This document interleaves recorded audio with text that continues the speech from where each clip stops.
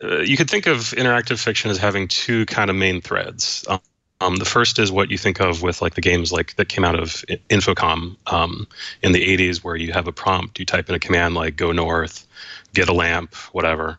But there's also this parallel thread that's choice-based. And this sort of most popular example of that was Choose Your Own Adventure, those books, also during the 80s. And the main difference between them, obviously, is that with Twine and other choice-based fiction, your options are, at least on their face, a little bit more limited. But it gives you a little bit more room to do more storytelling, I think, in my opinion. And it offers a whole bunch of different other possibilities for kind of expressing yourself, that kind of thing. So yeah, Twine is sort of like kind of one branch of the whole tree. I would say tools like Inform or TADS, they live on the other side of it. Obviously, we're friends, but they're different kind of approaches to things. Okay, cool. And so you started Twine back to provide technologies to do this with it. Was there anything else open source that you could use before this?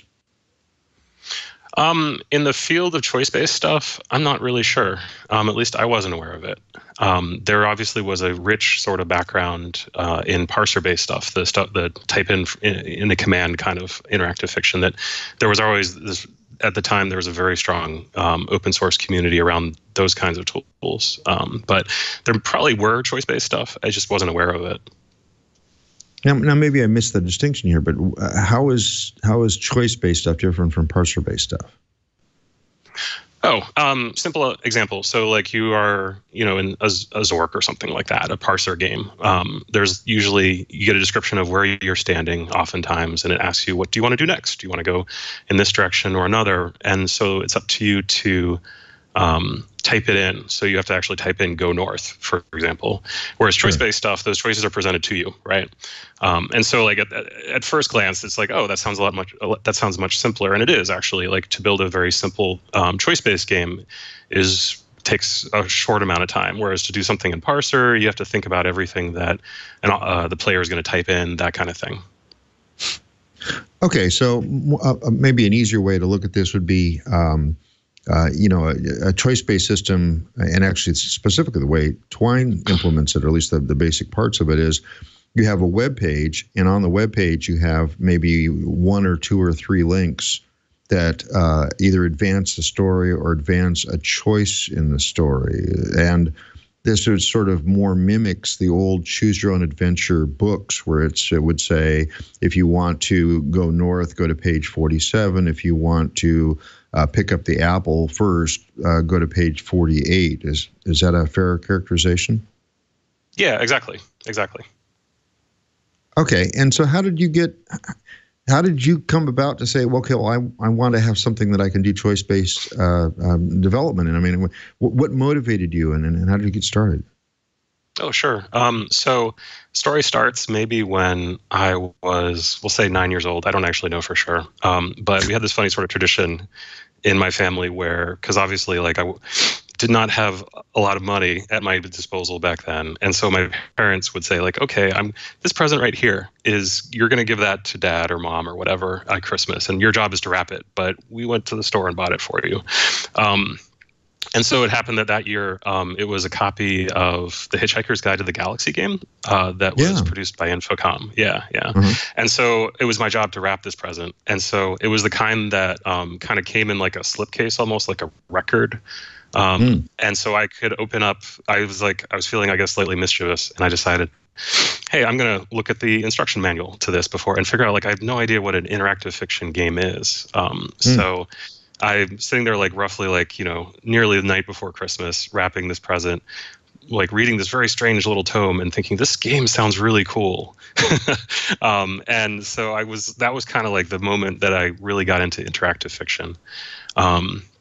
Obviously, it took me some time to come back to it. It was really when there was an internet community in the 90s that I came back to it and saw how many cool tools there were already out there to produce it. And I got into using Inform. That's the one of the main ones for producing those parser games, those Zork likes.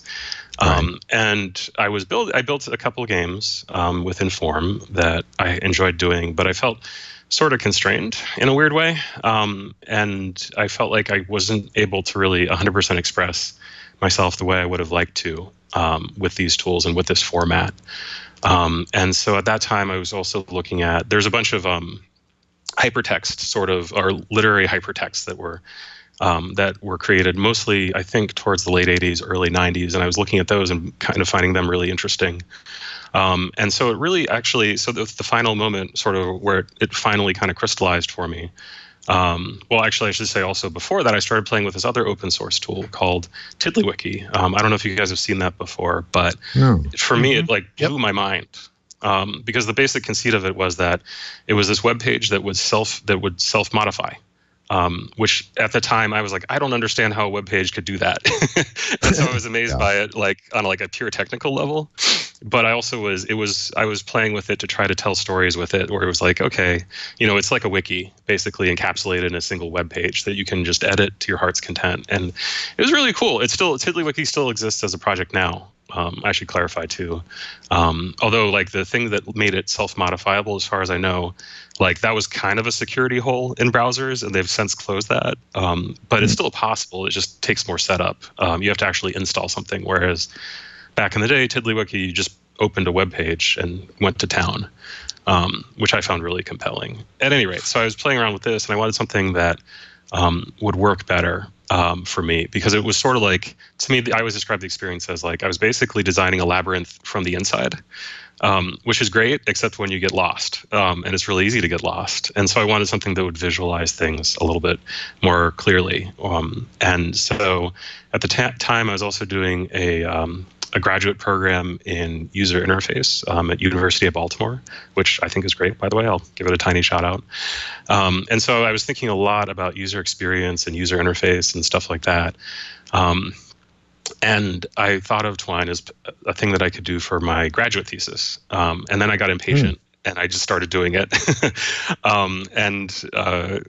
Obviously it sort of went on from there. Like I think you alluded to in the introduction, Twine was not super popular right out of the gate. And part of that was that I think I was thinking of it as mainly a writing tool and not necessarily a game design tool. And so there were folks out there, one of the biggest ones, or an earliest, was Anna Anthropy, who really recognized that it was something that you could use to design games or game-like experiences.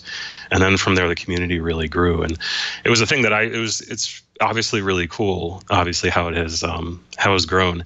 It's something that I really didn't anticipate, to be honest. I also didn't really think of it as necessarily a tool to be used in education, but it obviously has become that, and it really amazes me. Because it is the one thing that I think I did have sort of baked into the original DNA of Twine was that it needed to be as accessible as possible.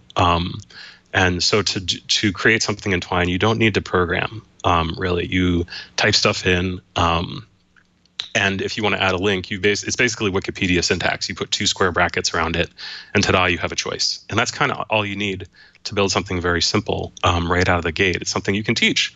It was a crazy moment where I was at a Coder Dojo meetup, which is sort of like a kids coding kind of event.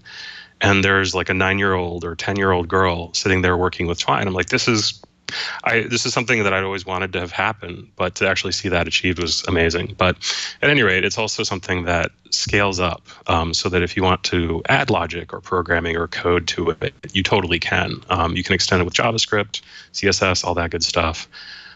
There's also sort of lower level, simplified scripting languages that people have built for it, so that for the common stuff, like if you want to remember that something happened in the past, and like if you found a key back in 20 minutes ago, it will let you open a door, that kind of stuff. That there are super simplified scripting languages to let you do that too.